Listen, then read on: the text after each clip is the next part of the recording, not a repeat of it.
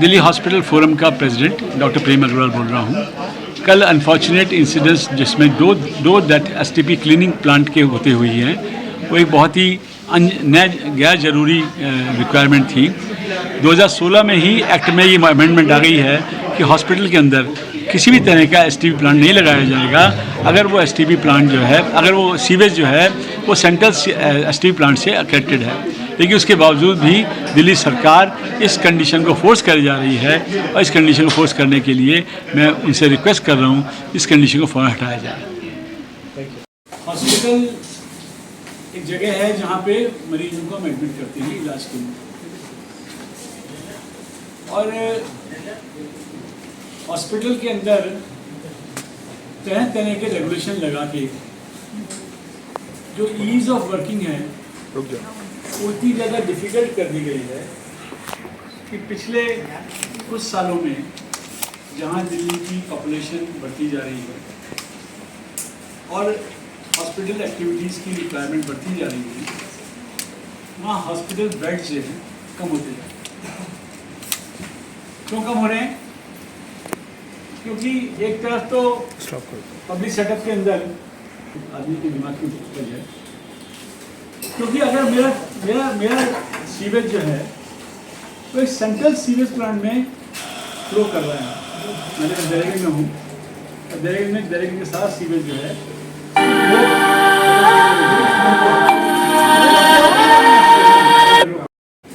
तो मैं decentralise sewage लगाने की जरूरत नहीं है। डिसेंट्रलाइज सीवेज वहाँ लगाने की जरूरत है या कोई इंडस्ट्री है या फिर अदरवाइज वो वाला सीवेज जो कि सेंट्रल सीवेज प्लांट से कनेक्टेड नहीं है। ऐसा भी है दिल्ली में, ऐसा नहीं है। कोई 11,000 कॉलोनी ऐसी हैं इनका सीवेज सेंट्रल सीवेज प्लांट से कनेक्टेड नहीं है, ऐसा देखा गया। लेकिन जिन हॉस्पिटल्स का, जिन बिल्डिंग्स का, गेस्ट हाउसेज का, रहने वालों का ट्रीटमेंट जो हम लोगों ने रिप्रेजेंट किया, उन्होंने समझी बात ये और ये बात एक्ट में रिव्यू हुई। तो 18 की गाइडलाइन आई, गाइडलाइन में भी कह दिया कि उन अस्पतालों को जिनका सीवेज सेंट्रल सीवेज प्लांट से कनेक्टेड है उनको सीवेज लगाने की जरूरत नहीं। लेकिन अगर ऐसा कर देते हैं तो अफसरान जो है उनका फिर दाना पानी पर चलेगा।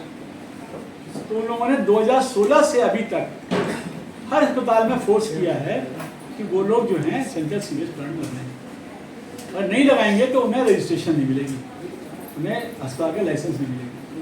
इसके चलते जितने भी अस्पताल हैं उन्होंने सीवेज प्लांट मजबूरी में लगाया। और अगर 100 बेड का है तो इतना बड़ा सीवेज प्लांट होता है, 200 बेड का तो और बड़ा सीवेज प्लांट होता है।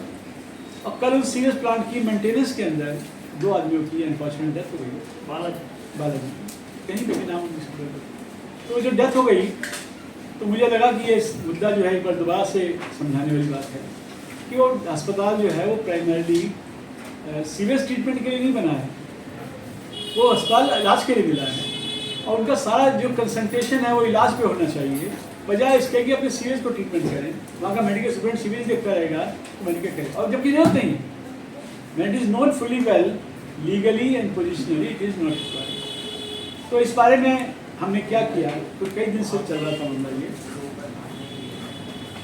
बेटा वो देना मुझे 10 मिनट।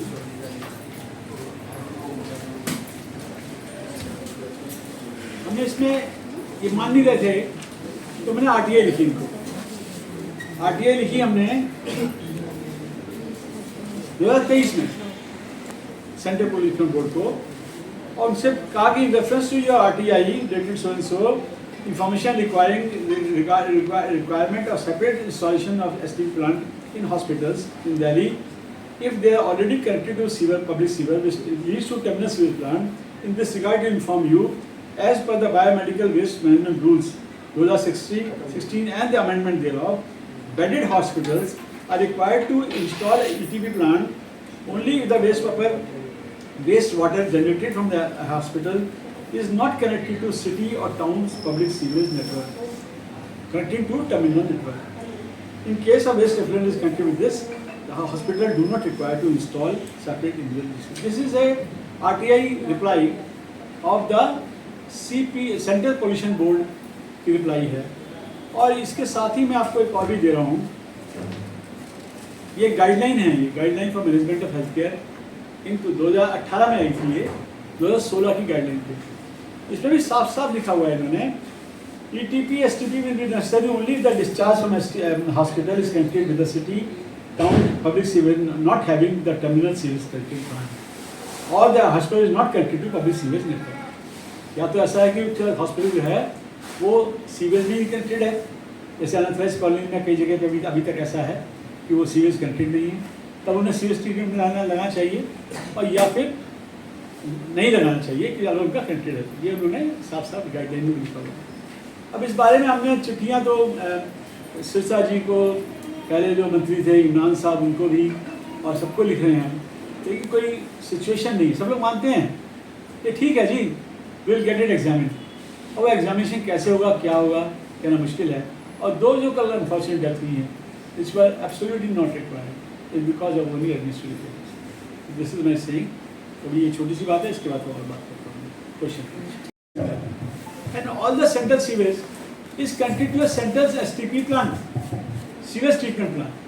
तो जब sewage treatment में ट्रीटमेंट करके तब हम इन्फ्लुएंट कर रहे हैं उसे, तो बेसिकली हमारा कंसर्न है कि हमारी लिवर यमुना खराब ना हो।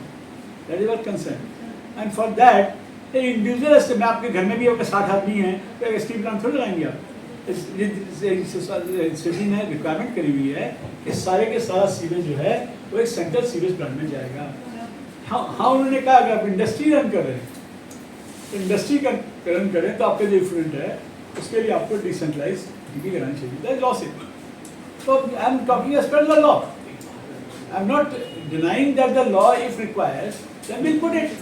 After all this hospitals are putting it thinking that law requires it, because the law does not require.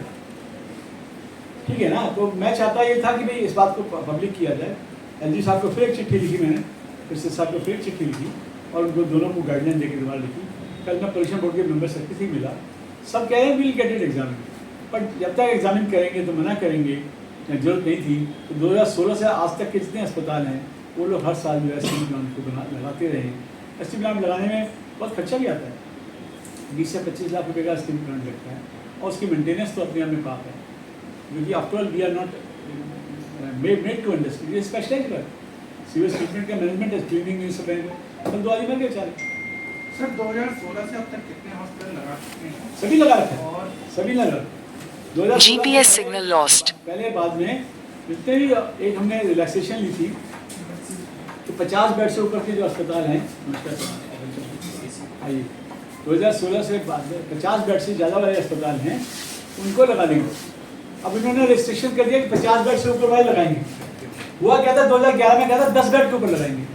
तो हमने वाली साहब समय मंत्री थे, उन्होंने कहा इतना गजब मत करो, आप ऐसा करो 50 बेड से ऊपर लगा दो। तो रिलैक्सेशन क्लॉज जो था वो इनका एडमिनिस्ट्रेटिव क्लॉज हो गया। अब वो 10 बेड वाला तो खत्म हो गया, एक्ट में खत्म हो गया कि नहीं चाहिए, लेकिन वो कहते हैं नहीं जी आपने वाले साहब ने कहा था कि 50 बेड से ऊपर लगाना है, 50 बेड ऊपर लगाएंगे। तो मतलब the basic clause of 10 bed that it is required for 10 bed has gone, but then 50 beds का जो रिलैक्सेशन क्लॉज था that became operative clause, that is not right. तो एक्ट ही नहीं कह रहा तो रिलैक्सेशन क्लॉज कहाँ निकाल जाएगा? जब एक्ट के अंदर ही रिलैक्सेशन देंगे हम, अब एक्ट है ही, act says that it is not required, तो रिलैक्सेशन क्लॉज फिर चलते रहेंगे लॉजिक में।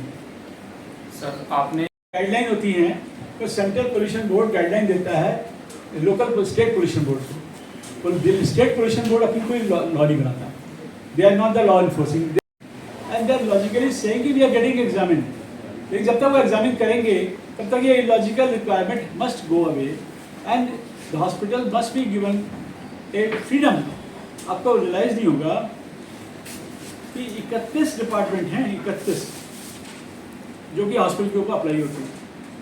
Running A hospital is not real, I am not managing only the patients, I am managing so many things and everywhere there is a illogical person who is forcing non-legal requirements। अब fire का issue है, इतना बड़ा issue है, मैं बोलना mix नहीं करना चाहता, क्योंकि फायर के इशू पे अभी तक दिल्ली सरकार की कोई भी नॉर्म्स नहीं बनी हुई। नॉर्म्स नहीं है हमारे लिए कोई, बिना नॉर्म्स के इंस्पेक्शन हो रहा है, बिना नॉर्म्स के प्रोसिक्यूशन हो रहा है, और हम पिछले 10 साल से रो रहे हैं कि हमें नॉर्म्स दे दो, अगर नॉर्म्स दे दोगे तो नॉर्म्स के बिहार कर लेंगे हम। और उनका नॉर्म्स है नहीं कोई, अभी तक कोई नॉर्म्स नहीं है। We got no norms which are available for hospital. Sir pollution का मामला है, इसलिए मैं गाइडलाइन फॉलो करना चाहता हूँ। जी okay, whatever the guidelines I am ready to follow. जी आपने मुझे कहा कि मेरे पास 3 तरह की वेस्ट होती है, मेरे पास 3 तरह की वेस्ट होती है। एक बायोमेडिकल वेस्ट होती है जिसको मैं लाल पीले काले नाले में भर के एक बार कोड लगा के उसे सेपरेट एक डब्बे में भर के मैं बिल देता हूँ और एक जगह सेंटर में जाती है। उधर कंपनी आती ले जाती है। तो वो एक तरीका है, गाइडलाइन है, मैं गाइडलाइन फॉलो कर रहा हूँ।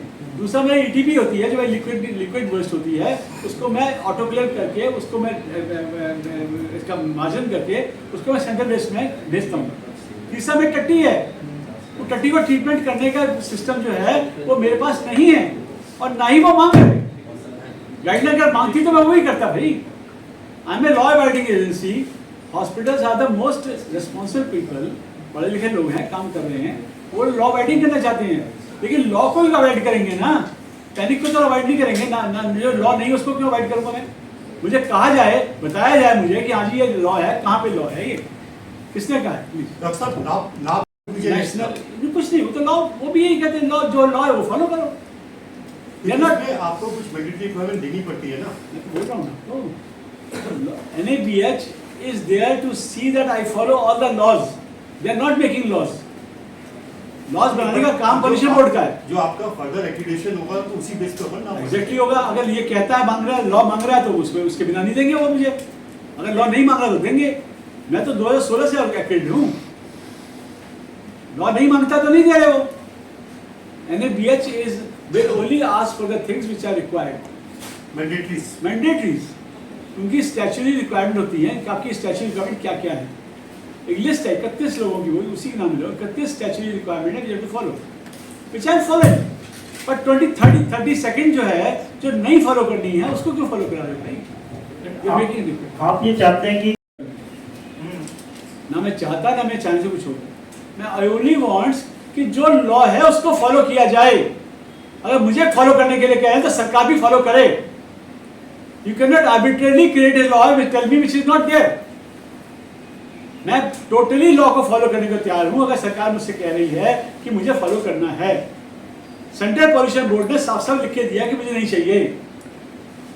दिल्ली पॉल्यूशन बोर्ड के पास कोई पावर नहीं है कि नया लॉ बनाने का। जो वो कर रहे हैं वो उसी को कर रहे हैं, सेंट्रल पॉल्यूशन बोर्ड में कह रहे हैं। गाइडलाइन फॉलो करनी पड़ेगी उनको। वो सब मना नहीं कर रहे, कोई मना कर नहीं सकता भाई, एग्जीक्यूट नहीं कर रहे। मेरे पास जो लिस्ट इन्होंने मैं इसकी चेकलिस्ट लगा रखी है, उसके अंदर लिखा हुआ है कि आपको स्थिति लगाना है। अब हरामी तो लड़ाई नहीं करेगा ना, लड़ाई तो एसोसिएशन ही करेगी। एसोसिएशन इसको भी रिपीटेडली लिख रही है लोगों को, भाई ये गलत मांग रहे हैं आप, इसे बंद कीजिए। अभी कल तक ये नहीं हुआ था, 2 आदमी नहीं मरे थे, हम इसको पोलाइटली चल रहे थे। जो 2 आदमी मरे हैं तो हमें पता चला कि ये गलत है, ये इसको जोर से हाईलाइट करना चाहिए कि ये अननेसेसरी रिक्वायरमेंट है। This requirement is not required by the hospitals. And hospital के अंदर अगर ऐसा मिशअप होता है, आप कहते हैं नेग्लिजेंस है हॉस्पिटल की। अरे हॉस्पिटल ने करना ही नहीं था, वो कहती में जाने की जरूरत क्या उसे। ओके, नाभा में आप लेके गए पूरा बोर्ड ना जो है, दिस इज एक्रेडिटेशन बोर्ड। वो ये देखता है कि क्या आप सारे लॉज फॉलो कर रहे हैं। अगर आप सारे लॉज फॉलो कर रहे हैं तो आपको कहता है कि आप अच्छे अस्पताल हैं। आप नहीं कर रहे तो कहते हैं नहीं अच्छे नहीं है। ये एक्रेडिटेशन है, स्टार 1 स्टार 2 स्टार 3 ऐसे बताइए। अब मेरे पास जब सारे के सारे लॉज फॉलो कर रहा हूँ मैं, तो NABH मुझे क्या नए लॉ नहीं बनाते हुए, they are not making any laws. Even nobody is making laws, there is no law. I am saying there is no law. बिना किसी लॉ के एक STP लगाने को मजबूर किया गया।